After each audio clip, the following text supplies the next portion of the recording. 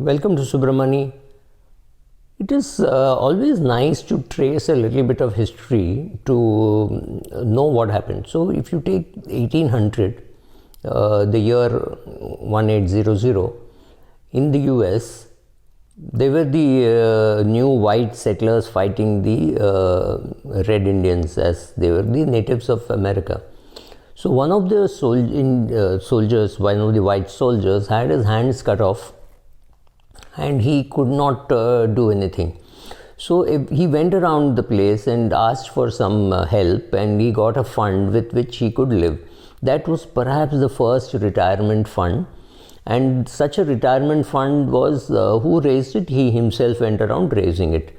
Now, sometime later, as late as 1930, the railroad companies started creating their own pension system, and that was not very difficult.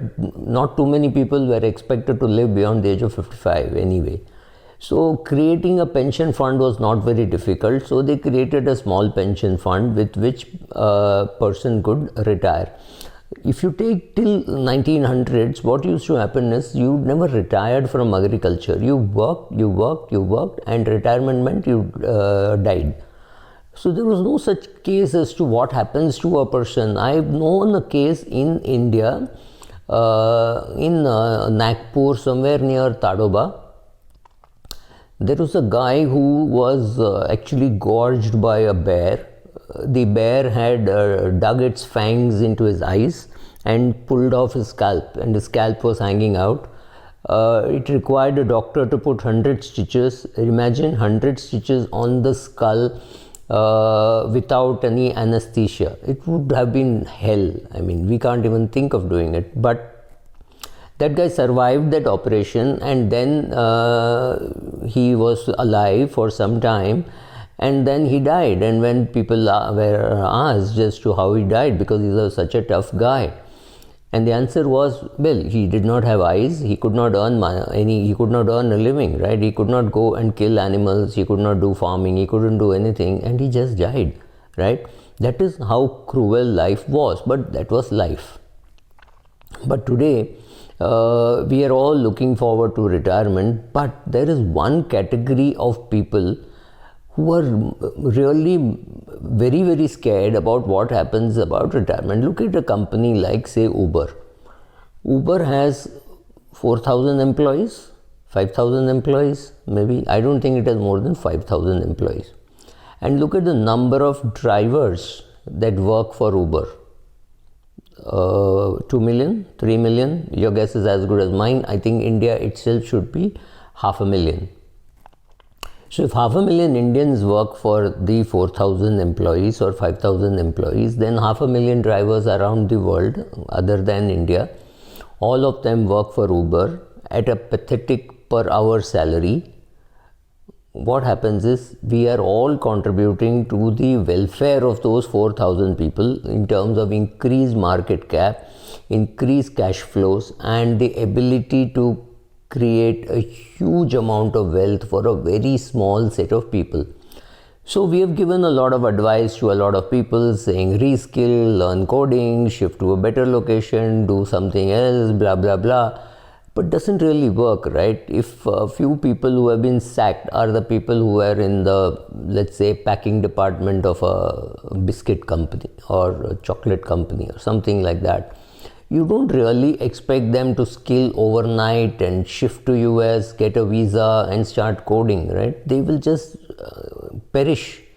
They're 48 years of age, they're 52 years of age, the technological challenges which have been thrown up, right? So these people are just wondering what to do.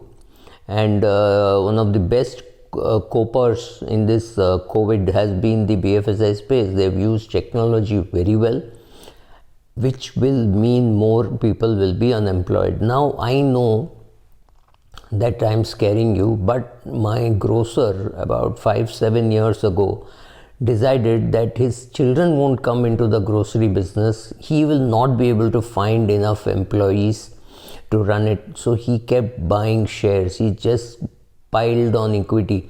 Why did he pile on equity? Because he had asked me and I said equity is good. So now he's relentlessly buying into companies because he's very clear that his own business will be interrupted by somebody like an Amazon.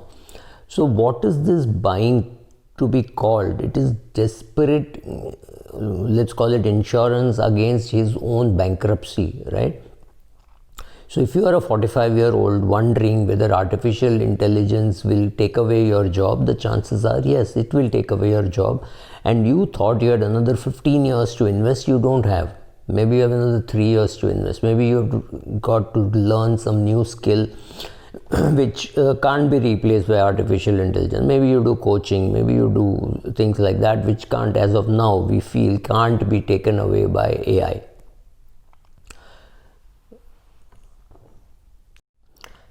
One more thing which is changing is the number of people who are looking for jobs are all currently employed and are mortally scared of the forthcoming artificial intelligence revolution.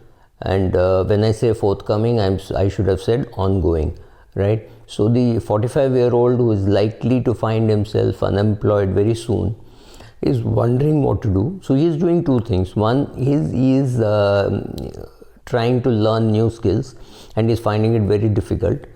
And the other thing that he's doing is he's very simply buying up more and more shares, right? That is another thing he can do, right? In a frenzy he's buying. If the market is down, buy more. If the market is steady, then keep buying. Because we are all convinced that debt can do nothing for our lives. So we have to put money in equity, so that you call this frenzied equity buying, because the guy who's bought at a lower price is telling others to buy. So there is an egging on effect, and that is bound to keep the market high because money is coming in so relentlessly, right? So who's buying? Literally everybody is buying. Every Tom, Dick and Harry is buying. There are Robinhood investors and there are big investors who have moved to complete rule-based buying. If there is a dip, buy more. If there is a bigger dip, buy even more. So it's very likely that you will find rallies are today short. If the minute the market goes down, there is money pumping in. The minute it goes up, there will be selling, especially in the index. So picking stocks might actually become easier, but beating the market might become so difficult that not too many people will try that.